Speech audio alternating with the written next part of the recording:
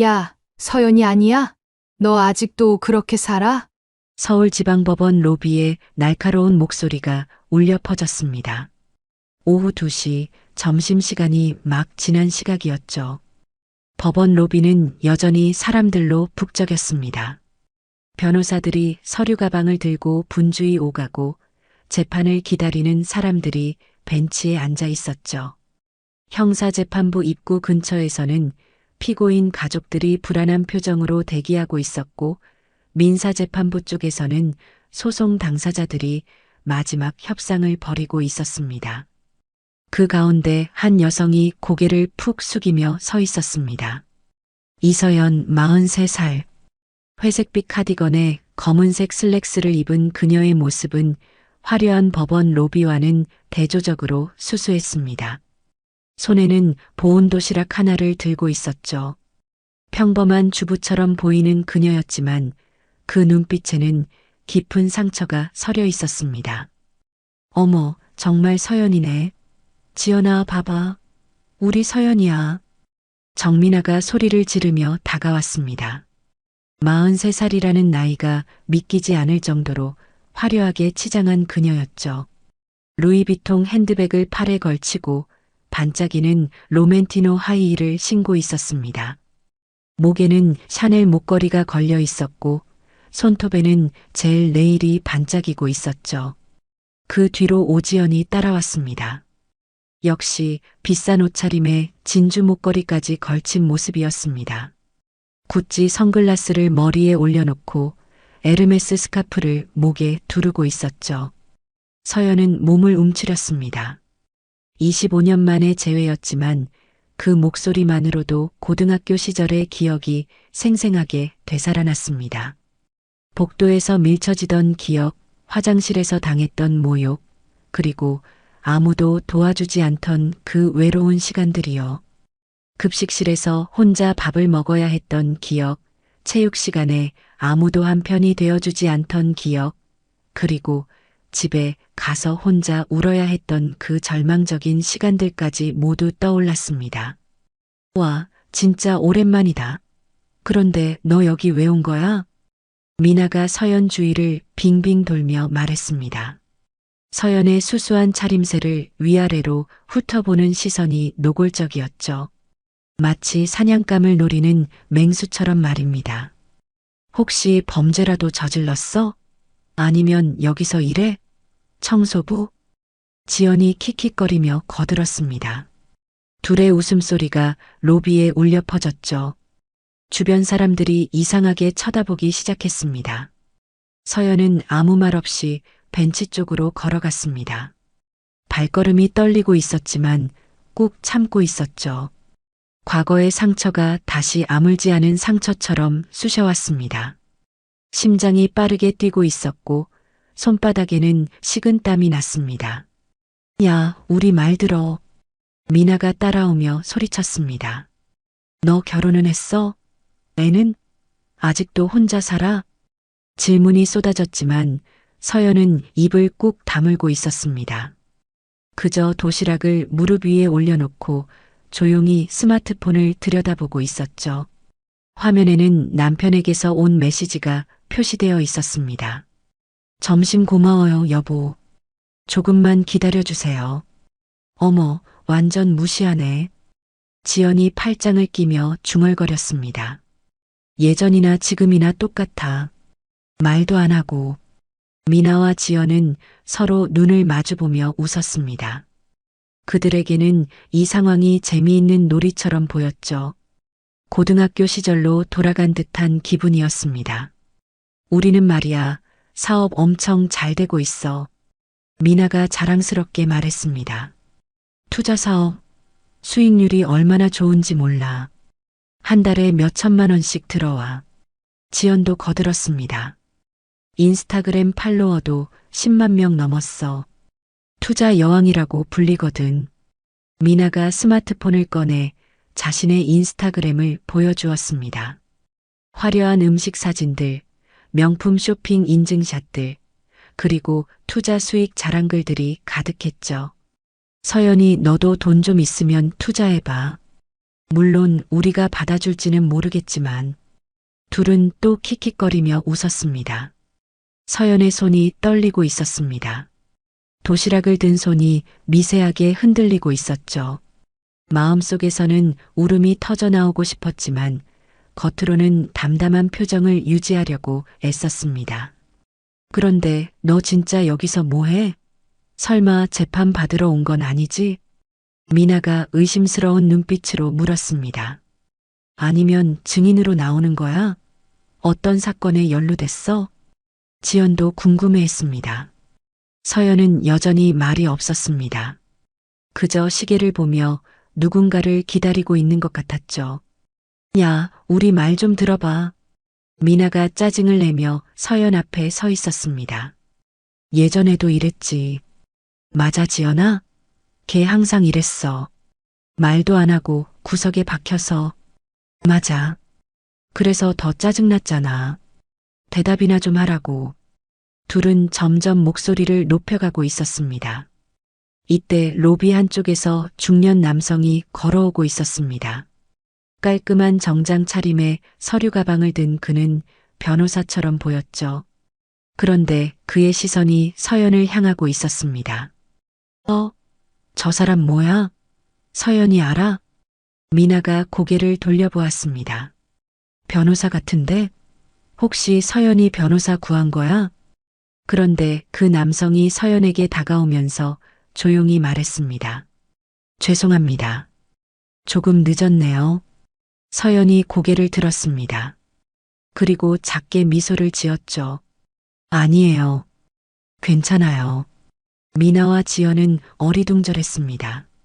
서연이 누군가와 약속이 있었다는 것을 처음 알았거든요. 그런데 저분들은 누구세요? 그 남성이 미나와 지연을 바라보며 물었습니다. 아, 고등학교 동창들이에요. 서연이 간단히 대답했습니다. 그렇군요. 반갑습니다. 그가 정중하게 인사했습니다. 미나와 지연은 당황했습니다. 서연이 이런 점잖은 사람과 아는 사이라는 것이 믿기지 않았거든요. 안녕하세요. 미나가 어색하게 인사했습니다. 서연이와 어떤 사이세요? 지연이 궁금해서 물었습니다.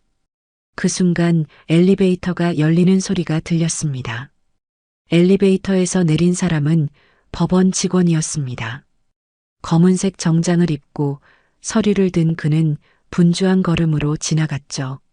미나와 지연은 여전히 서연과 함께 있는 남성이 궁금했습니다.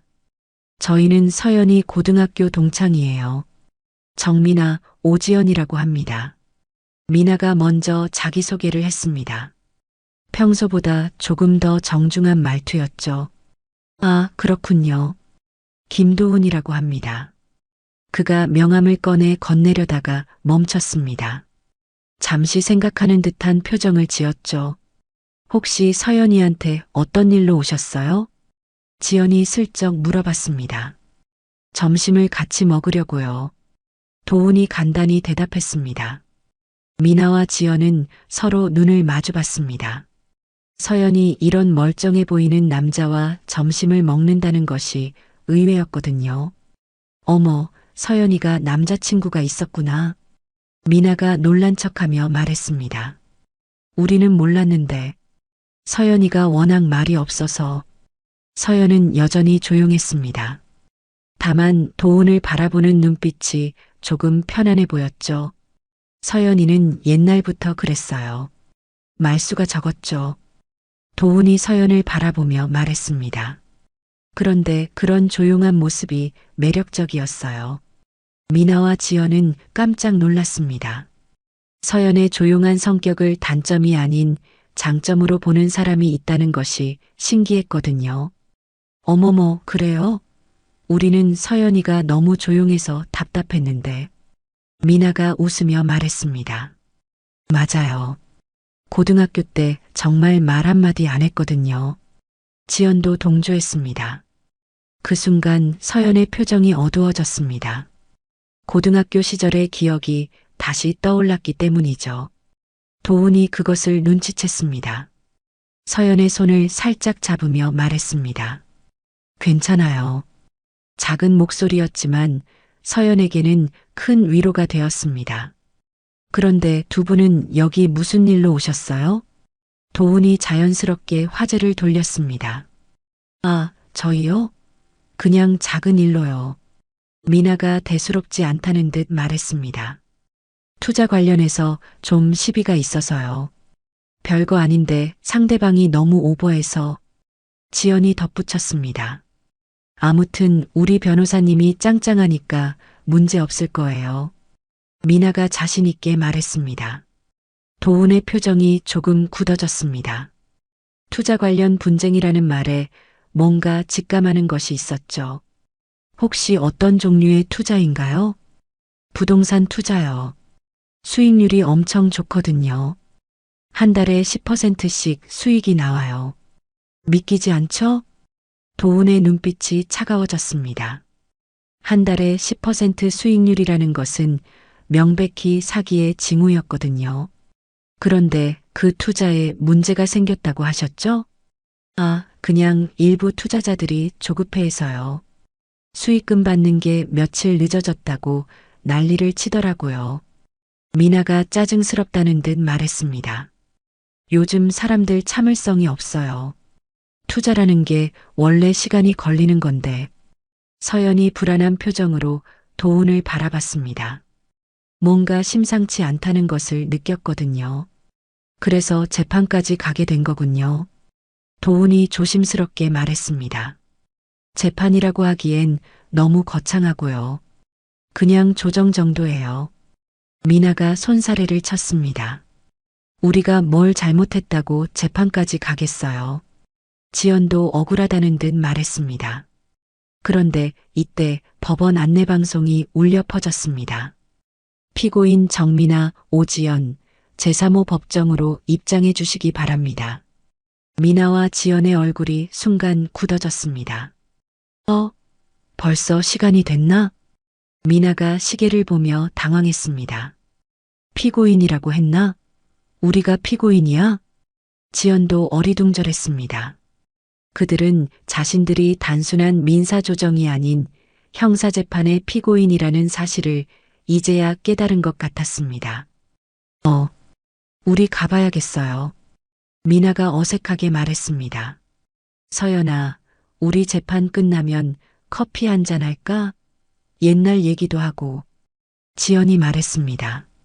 서연은 여전히 말이 없었습니다. 다만 고개를 살짝 끄덕였죠. 그럼 나중에 봐요. 미나와 지연이 서둘러 제3호 법정 쪽으로 향했습니다. 하이힐 소리가 복도에 울려 퍼졌죠. 그들이 사라지고 나서 도훈이 서연을 바라봤습니다. 괜찮아요? 네, 괜찮아요. 서연이 작은 목소리로 대답했습니다. 그런데 저 사람들이 고등학교 때 여보를. 도훈이 말을 끝내지 못했습니다. 서연의 표정을 보니 더 이상 묻기가 어려웠거든요. 네, 맞아요. 서연이 고개를 끄덕였습니다. 많이 힘들었죠. 도훈의 목소리에 분노가 섞여 있었습니다. 이제 다 지난 일이에요. 서연이 도훈의 손을 꼭 잡았습니다. 점심 먹으러 가요. 하지만 도훈의 마음속에는 이미 결심이 서고 있었습니다. 아내를 괴롭혔던 사람들이 지금 사기 혐의로 재판을 받고 있다는 사실이 우연의 일치로 보이지 않았거든요. 여보, 제3호 법정이라고 했죠? 네. 왜요? 아니에요. 그냥 궁금해서요. 도훈이 미소를 지었지만 그 눈빛에는 차가운 결의가 서려 있었습니다. 둘은 법원을 나서며 근처 식당으로 향했습니다. 하지만 도훈의 머릿속에는 이미 오늘 오후 재판에 대한 생각이 가득했죠. 그리고 서연 역시 마음 한구석이 불안했습니다. 과거의 기억이 현재와 만나는 이 우연이 과연 우연일까 하는 생각이 들었거든요. 점심을 마치고 법원으로 돌아온 도훈의 발걸음이 평소보다 무거웠습니다. 서연과 헤어지면서 오늘 재판 잘 마치고 집에 가요라고 말했지만 마음속에는 복잡한 감정이 휘몰아치고 있었죠. 엘리베이터를 타고 판사실로 향하는 동안 그는 계속해서 아내의 과거를 떠올렸습니다.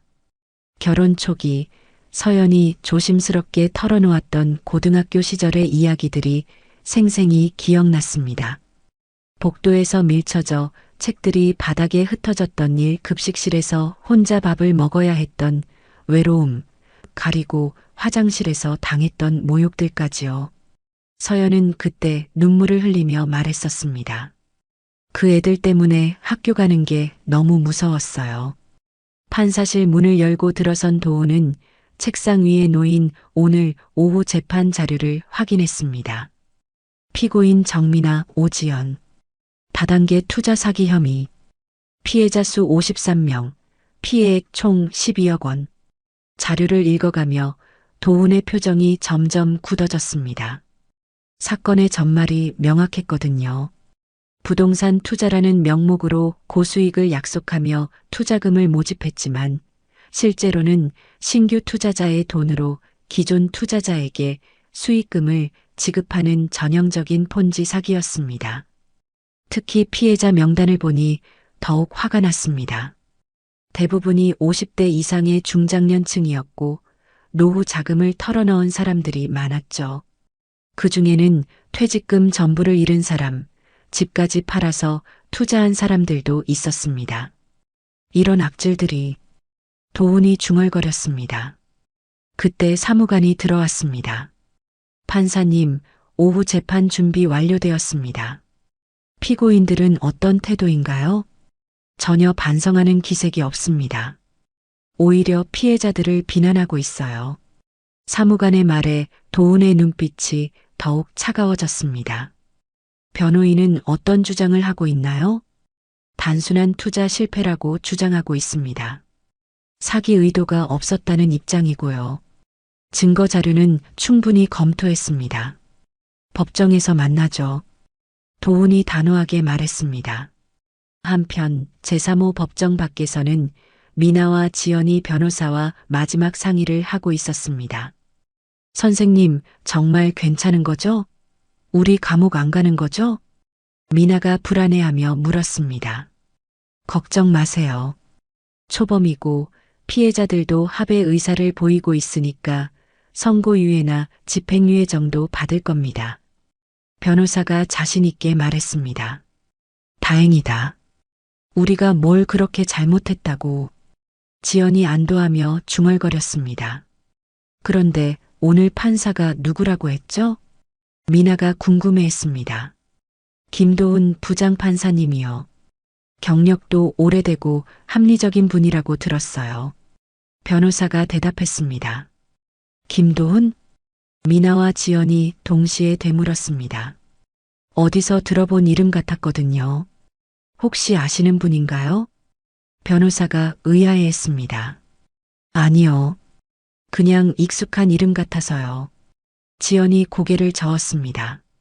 하지만 둘 다 마음 한구석이 찜찜했습니다. 분명히 어디서 들어본 이름인데 기억이 나지 않았거든요. 이때 법정 문이 열렸습니다. 입장하세요. 법원 직원의 안내에 따라 사람들이 법정으로 들어갔습니다.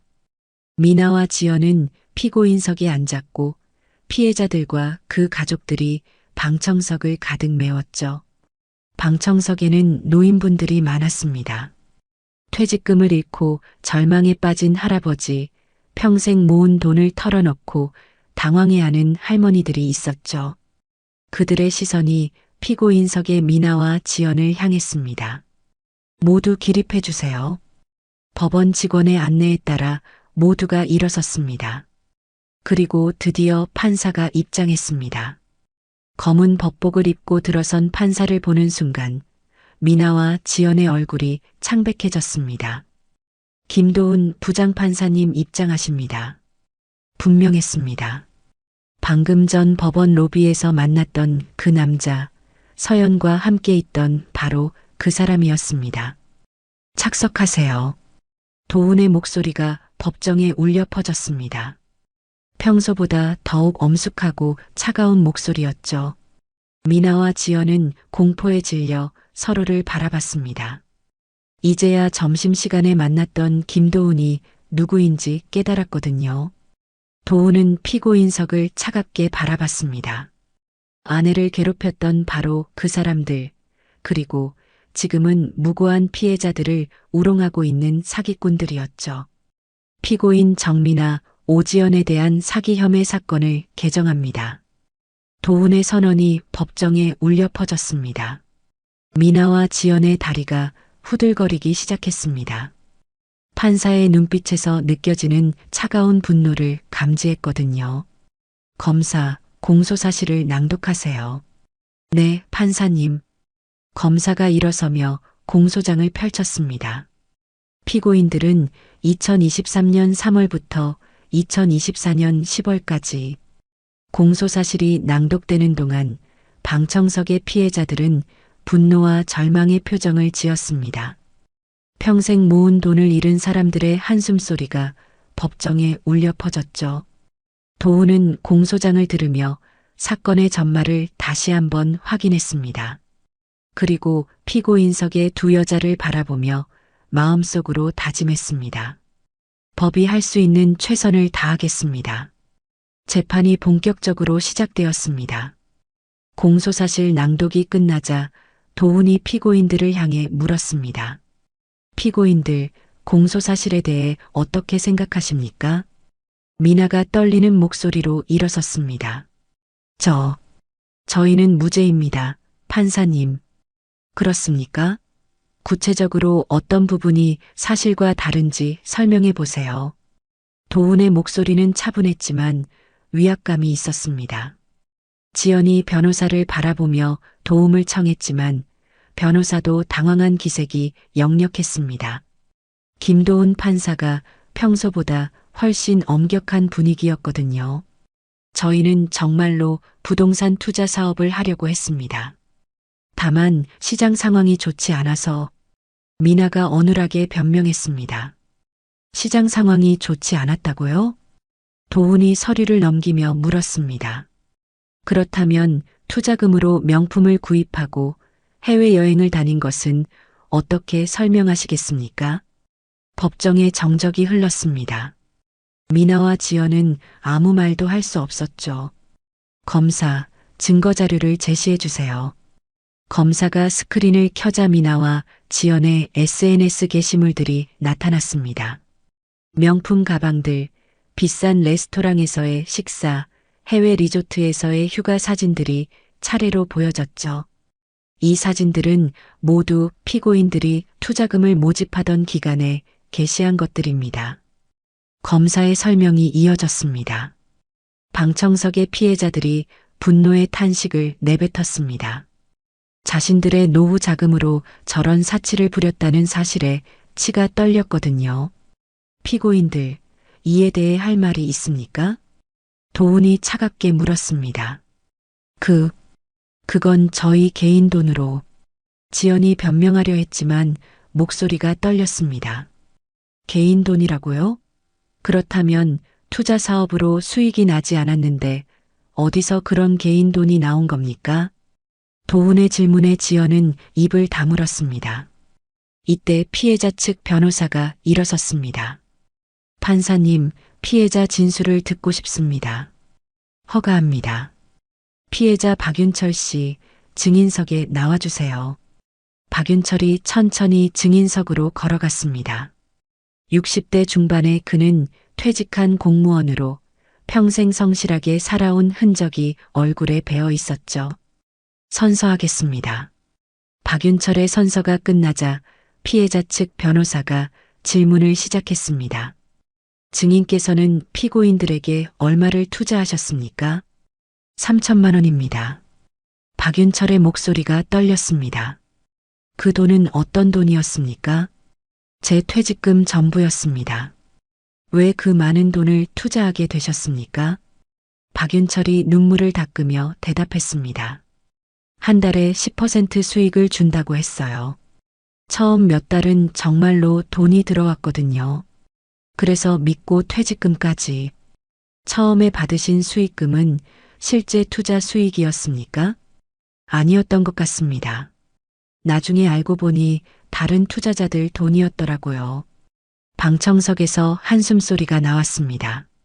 같은 피해를 당한 사람들의 공감이었죠. 현재 생활은 어떠십니까? 아내와 함께 월세방에서 살고 있습니다. 용돈도 제대로 못 드리고 죄송해서 아내 얼굴을 제대로 못 보겠어요. 박윤철이 흐느끼기 시작했습니다. 더 이상 질문 없습니다. 피해자 측 변호사가 자리에 앉았습니다. 도훈이 박윤철을 바라보며 물었습니다. 증인께서는 피고인들에게 바라는 것이 있습니까? 저는 그냥 제 돈만 돌려받으면 됩니다. 처벌은 법에서 정해주시는 대로. 박윤철의 목소리는 체념에 가득 차 있었습니다. 이때 미나가 갑자기 일어났습니다. 판사님, 저희도 피해자예요. 법정이 술렁거렸습니다. 어떤 의미입니까? 저희도 속았다고요. 저희를 속인 진짜 범인이 따로 있어요. 미나의 목소리가 날카로웠습니다. 그렇다면 그 진짜 범인이 누구입니까? 도훈이 냉정하게 물었습니다. 그건 미나가 말을 멈췄습니다. 실제로는 그런 사람이 존재하지 않았거든요. 대답하세요. 저희도 조사 중입니다. 미나의 거짓말이 법정에 울려 퍼졌습니다. 도훈의 눈빛이 더욱 차가워졌습니다. 이런 순간에도 거짓말을 하는 피고인들을 보며 분노가 치밀었죠. 피고인 변호인 변론하세요. 피고인 측 변호사가 일어섰습니다. 판사님, 저희 의뢰인들은 악의적인 사기 의도가 없었습니다. 단순한 투자 실패일 뿐입니다. 투자 실패라고 했는데 실제로 투자한 부동산이 있습니까? 도훈이 날카롭게 물었습니다. 그것은 변호사도 대답할 수 없었습니다.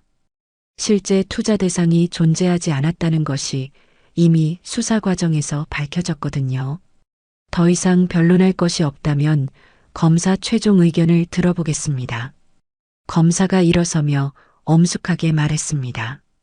판사님, 피고인들은 처음부터 사기 의도를 가지고 범행을 저질렀습니다. 피해자들의 노후 자금을 갈취하고도 전혀 반성하지 않고 있습니다. 엄중한 처벌을 구합니다. 법정의 분위기가 무거워졌습니다.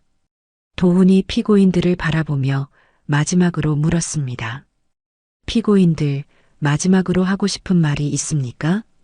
미나와 지연은 서로를 바라보다가 고개를 숙였습니다. 더 이상 할 말이 없었죠. 그렇다면 재판을 마치고 선고 일정을 정하겠습니다. 도훈이 선언했습니다. 선고는 일주일 후 같은 시간에 진행하겠습니다. 재판이 끝나자 사람들이 법정을 빠져나갔습니다. 미나와 지연은 변호사와 함께 급하게 상의하며 나갔죠. 하지만 그들은 알지 못했습니다. 도훈이 이미 마음속으로 어떤 결정을 내렸는지를 말이에요. 일주일이 흘렀습니다. 그 사이 도훈은 이 사건에 대해 깊이 고민했습니다. 판사실에서 밤늦게까지 관련 판례들을 검토하고 피해자들의 진술서를 다시 읽어보며 신중하게 판단을 내렸죠. 집에서도 서연과 이 일에 대해 조심스럽게 이야기를 나누었습니다. 여보, 그 사람들 기억나요? 미나와 지연 말이에요. 도훈이 저녁 식사 후 서연에게 물었습니다. 네. 어떻게 잊을 수 있겠어요? 서연의 목소리에는 여전히 아픔이 섞여 있었습니다. 그 사람들이 지금 어떤 일을 저질렀는지 아세요? 도훈이 사건의 전말을 차근차근 설명해 주었습니다. 50여 명의 피해자들, 12억 원의 피해액, 그리고 전혀 반성하지 않는 태도까지요. 서연은 충격을 받았습니다. 그런 끔찍한 일을 여보가 당했던 괴롭힘과 본질적으로 같은 일이에요. 약한 사람을 이용해서 자신들의 이익을 챙기는 거죠. 도훈의 말에 서연은 고개를 끄덕였습니다. 그래도 당신이 판사니까 공정하게 판단해 주세요. 개인적인 감정은 빼고요.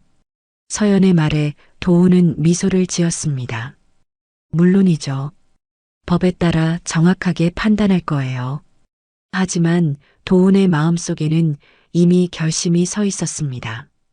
법이 허용하는 범위 내에서 최대한 엄중한 처벌을 내리겠다는 결심이요. 선고일 당일 법정은 사람들로 가득 찼습니다. 피해자들과 그 가족들이 방청석을 메웠고 미나와 지연은 불안한 표정으로 피고인석에 앉아 있었죠. 도훈이 법복을 입고 엄숙하게 입장했습니다. 그의 손에는 두터운 판결문이 들려 있었죠. 도훈의 목소리가 법정에 울려 퍼졌습니다. 피고인 정미나 오지연에 대한 사기 혐의 사건의 선고를 진행하겠습니다. 미나와 지연의 얼굴이 창백해졌습니다. 변호사도 긴장한 기색이 역력했죠. 도훈이 판결문을 펼치며 말을 시작했습니다. 먼저 이 사건의 경위를 정리하겠습니다. 피고인들은 부동산 투자라는 명목으로 고수익을 약속하며 투자금을 모집했습니다. 하지만 실제로는 투자 대상이 존재하지 않았고 신규 투자자의 돈으로 기존 투자자에게 수익금을 지급하는 전형적인 폰지 사기를 저질렀습니다. 방청석에서 피해자들이 고개를 끄덕였습니다. 특히 피고인들은 대부분 중장년층인 피해자들의 노후 자금을 노렸습니다. 퇴직금, 연금, 그리고 평생 모은 저축을 털어넣게 만들었죠. 더욱 악질적인 것은 피고인들이 투자금으로 개인적인 사치를 부렸다는 점입니다. 명품 구입, 해외여행, 고급 음식점에서의 식사 등의 피해자들의 돈을 사용했습니다. 미나와 지연은 고개를 숙이고 있었습니다. 그리고 사기가 발각된 후에도 피고인들은 전혀 반성하지 않았습니다. 오히려 자신들도 피해자라고 주장하며 책임을 회피하려 했죠. 도훈이 피고인들을 차갑게 바라봤습니다. 본 재판부는 이러한 점들을 종합적으로 고려하여 다음과 같이 선고합니다. 법정에 정적이 흘렀습니다. 모든 사람들이 숨을 죽이고 도훈의 다음 말을 기다렸죠. 피고인 정민아에 대하여. 도훈이 잠시 멈췄습니다. 그리고 서연의 얼굴을 떠올렸습니다. 고등학교 시절 괴롭힘을 당하며 울던 아내의 모습을요. 징역 7년을 선고합니다. 법정이 술렁거렸습니다. 예상보다 훨씬 무거운 형량이었거든요. 미나가 비명을 질렀습니다. 안 돼요.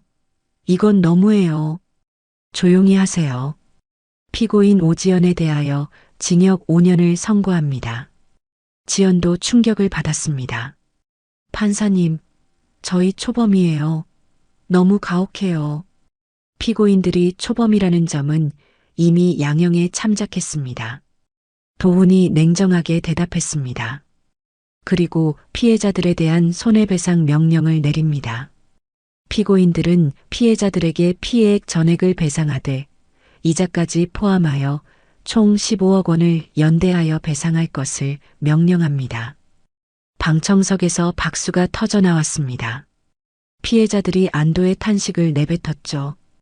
또한 피고인들의 모든 재산에 대해 가압류를 명령하며 명품, 귀금속, 부동산 등 모든 자산을 몰수하여 피해 배상에 충당하도록 합니다.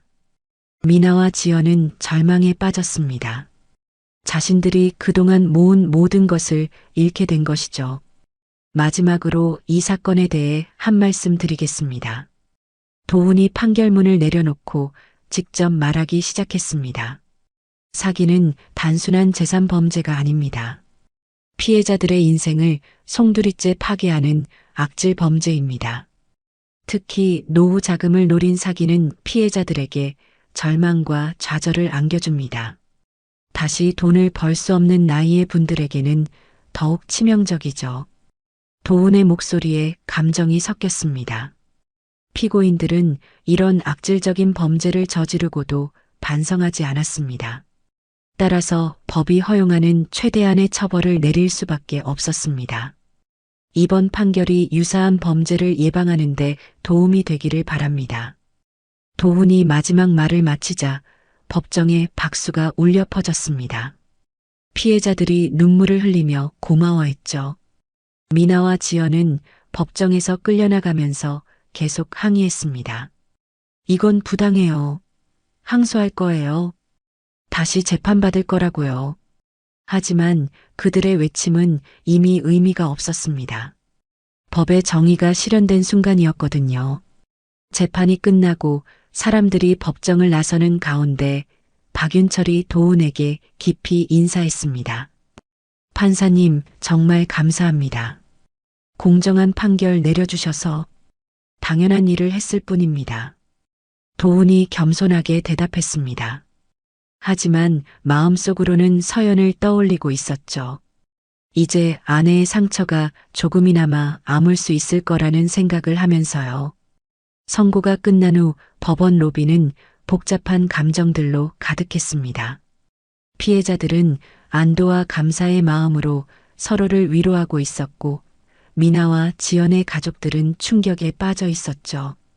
도훈은 판사실로 돌아가 법복을 벗으며 깊은 숨을 내쉬었습니다. 오랜 고민 끝에 내린 판결이었지만 여전히 마음이 무거웠죠.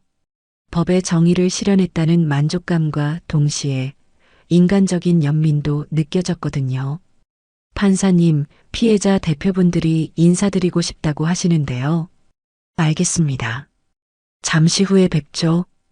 도훈이 정장으로 갈아입고 로비로 내려갔습니다. 거기에는 박윤철을 비롯한 피해자들이 기다리고 있었죠. 판사님, 정말 감사합니다. 박윤철이 두 손으로 깊이 인사했습니다. 저희는 이미 포기하고 있었거든요. 돈을 되찾을 수 있을 거라고 생각도 못했어요. 다른 피해자도 눈물을 글썽이며 말했습니다. 아직 끝난 게 아닙니다. 실제로 배상을 받으려면 시간이 더 걸릴 거예요.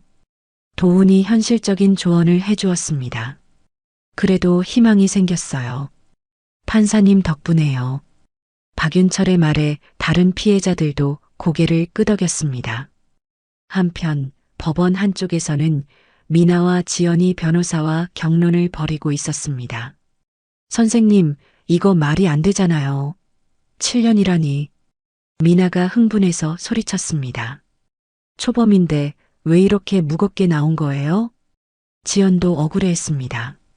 김도훈 판사가 원래 이렇게 엄격한 분은 아닌데, 변호사도 당황한 기색이었습니다.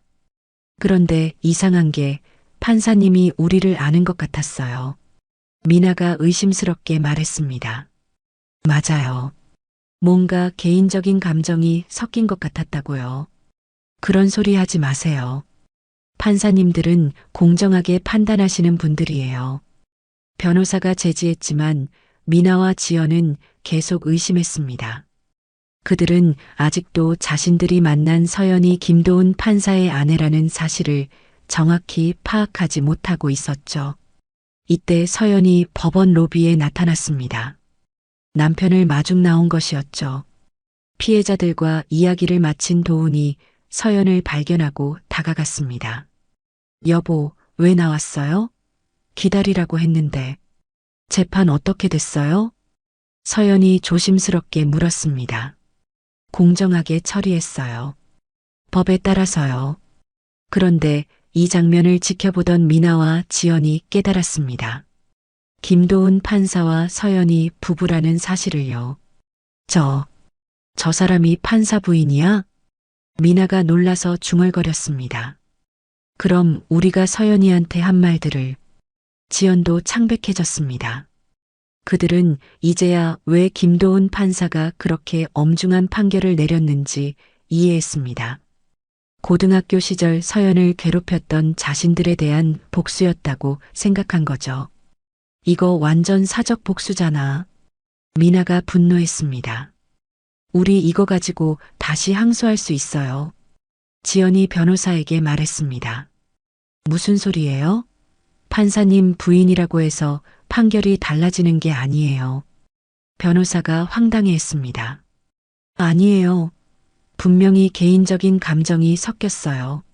미나가 우겼습니다. 하지만 변호사는 고개를 저었습니다. 그런 걸로는 항소 사유가 될 수 없어요. 판결문을 보세요. 모든 게 법의 근거에서 나온 거예요. 실제로 도운의 판결은 완벽했습니다. 개인적인 감정이 아닌 철저히 법리에 근거한 판단이었거든요.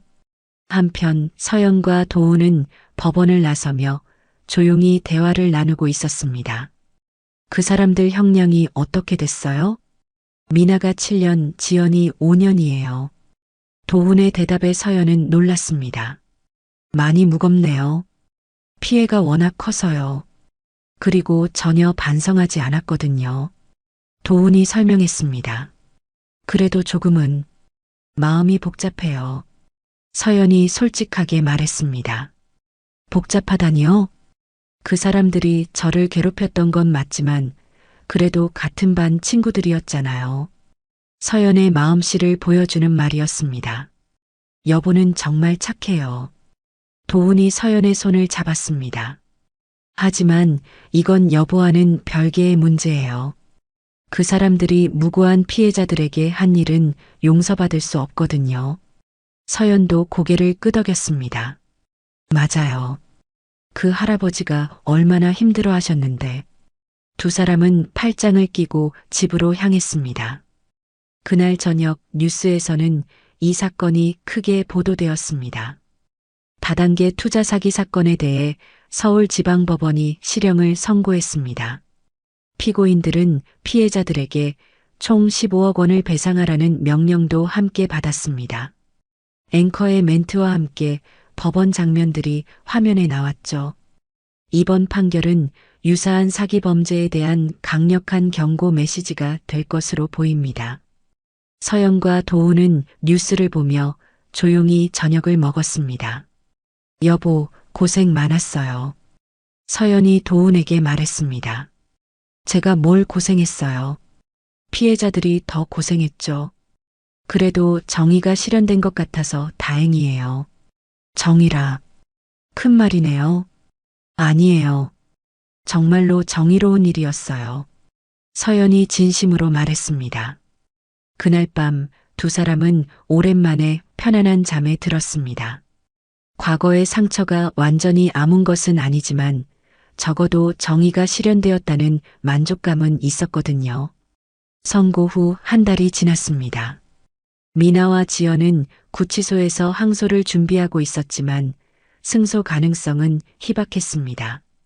도운의 판결이 법리적으로 완벽했기 때문이죠. 한편 피해자들은 서서히 희망을 되찾고 있었습니다. 법원의 강제 집행 명령으로 미나와 지연의 재산들이 하나둘씩 현금화되고 있었거든요.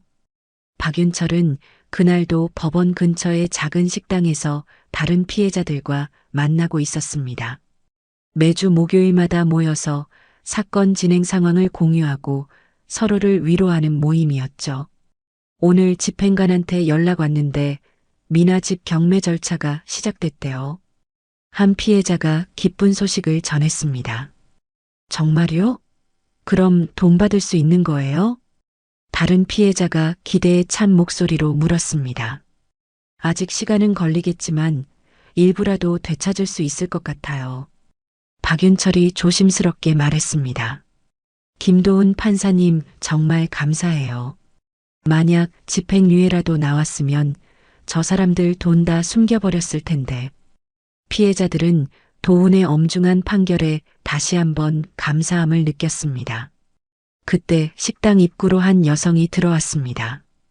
단정한 옷차림에 조용한 인상의 그녀는 바로 서연이었죠. 혹시 박윤철 씨 계신가요? 네, 저인데요. 누구시죠? 박윤철이 의아해하며 일어났습니다. 저는 김도훈 판사의 아내입니다. 서연의 말에 식당이 조용해졌습니다. 피해자들이 모두 놀란 표정으로 서연을 바라봤죠. 아, 그렇군요. 반갑습니다. 박윤철이 깍듯하게 인사했습니다. 판사님께 얼마나 감사한지 모르겠어요. 제가 감사드려야죠. 남편이 올바른 판결을 내릴 수 있도록 도와주셔서요. 서연의 말에 피해자들은 어리둥절했습니다. 무슨 말씀이세요? 사실은 제가 그 피고인들과 고등학교 동창이에요. 서연이 조심스럽게 털어놓기 시작했습니다. 그 사람들이 저를 많이 괴롭혔거든요. 고등학교 때부터 지금까지요. 피해자들이 깜짝 놀랐습니다. 그런데 우연히 법원에서 다시 만나게 됐고 그들이 이런 끔찍한 일을 저질렀다는 걸 알게 된 거예요. 서연이 그날의 상황을 자세히 설명했습니다. 그래서 판사님이 그렇게 엄중하게 판결하신 거군요. 한 피해자가 이해했다는 듯 말했습니다. 아니에요. 남편은 저와의 관계와 상관없이 법에 따라 정확하게 판단했어요. 서연이 단호하게 말했습니다. 그 사람들이 저지른 일이 얼마나 악질적인지, 피해자분들이 얼마나 고통받으셨는지를 보고 내린 판결이에요. 박윤철이 서연의 손을 꼭 잡았습니다. 사모님, 정말 감사합니다. 그런 개인적인 상처가 있으셨는데도 우리를 위해. 아니에요. 제가 할 일은 아무것도 없었어요. 다만 남편이 힘들어할 때 옆에서 응원해 준 것뿐이에요. 서연의 겸손한 말에 피해자들은 더욱 감동했습니다. 그런데 사모님께서는 어떠세요? 그 사람들을 다시 보니까 기분이 어떠셨어요? 한 할머니가 걱정스럽게 물었습니다. 처음에는 무서웠어요. 그때의 기억이 다시 떠올라서요. 하지만 이제는 괜찮아요. 그 사람들이 받을 만한 벌을 받았으니까요. 정말 다행이에요. 사모님도 상처받으셨을 텐데. 박윤철이 안타까워했습니다. 오히려 저는 여러분 덕분에 힘을 얻었어요. 서연이 미소를 지었습니다. 여러분이 그 사람들에게 당당하게 맞서는 모습을 보면서 저도 용기를 낼 수 있었거든요. 피해자들은 서연의 말에 깊이 감동했습니다.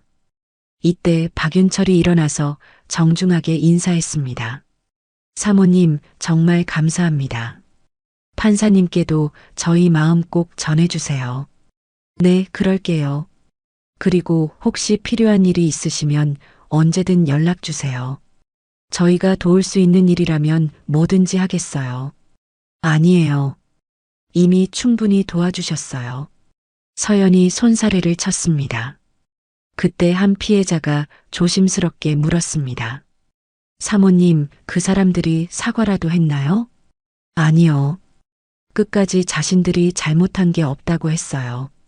서연의 대답에 피해자들이 한숨을 쉬었습니다. 그러게요. 우리한테도 한 번도 제대로 사과한 적이 없어요. 박윤철이 씁쓸하게 말했습니다. 하지만 이제 상관없어요. 법이 대신 판단해줬으니까요. 서연이 위로의 말을 건넸습니다. 피해자들과의 만남을 마치고 집으로 돌아온 서연은 도훈에게 그날의 일을 이야기했습니다. 피해자분들을 만나고 왔어요. 그랬어요? 어떠셨어요? 도훈이 관심 있게 물었습니다. 정말 좋은 분들이더라고요. 그런 분들이 그런 피해를 당하셨다니. 서연이 안타까워했습니다. 그래서 더 화가 났어요. 미나와 지연이 한 일이요. 도훈이 고개를 끄덕였습니다. 맞아요. 그 사람들은 자신들이 뭘 했는지 아직도 모르고 있어요. 하지만 이제 법의 심판을 받았으니까 조금은 마음이 놓여요.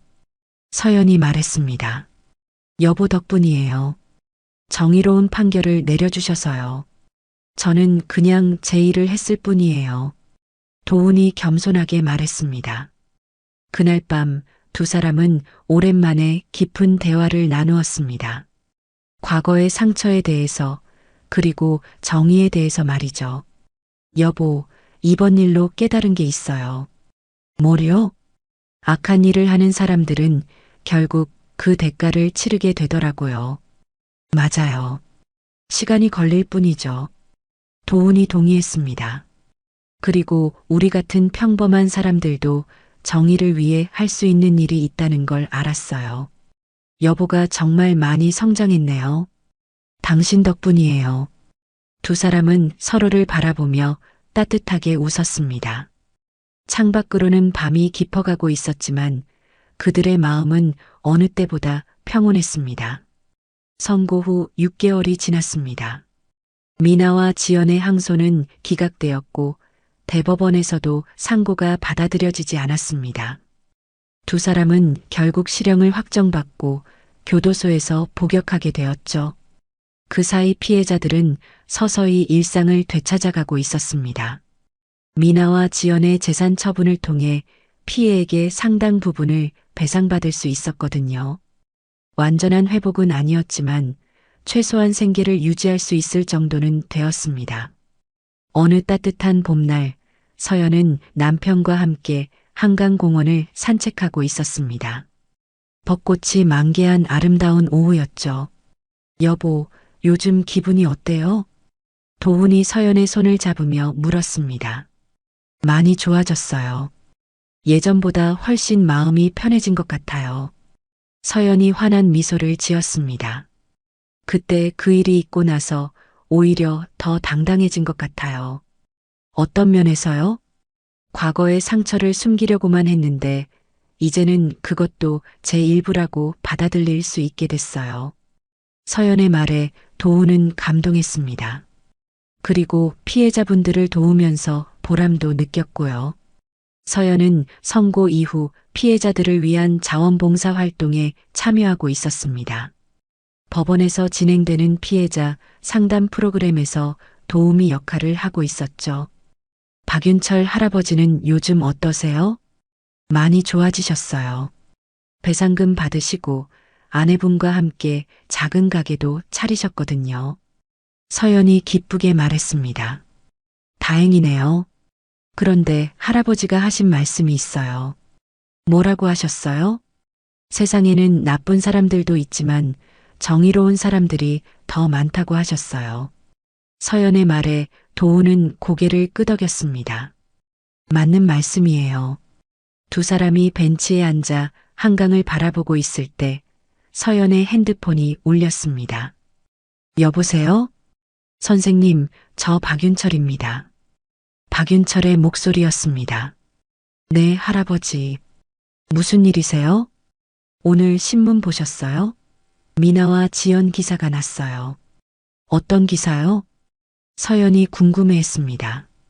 교도소에서 다른 죄수들한테 왕따 당하고 있다는 기사요. 박윤철의 말에 서연은 복잡한 심정이 되었습니다. 그렇군요. 저는 좀 씁쓸하더라고요. 그래도 같은 사람인데. 박윤철의 따뜻한 마음이 느껴졌습니다. 할아버지 마음씨가 너무 좋으세요. 아니에요. 그래도 사람이니까요. 비록 잘못을 했지만 말이에요.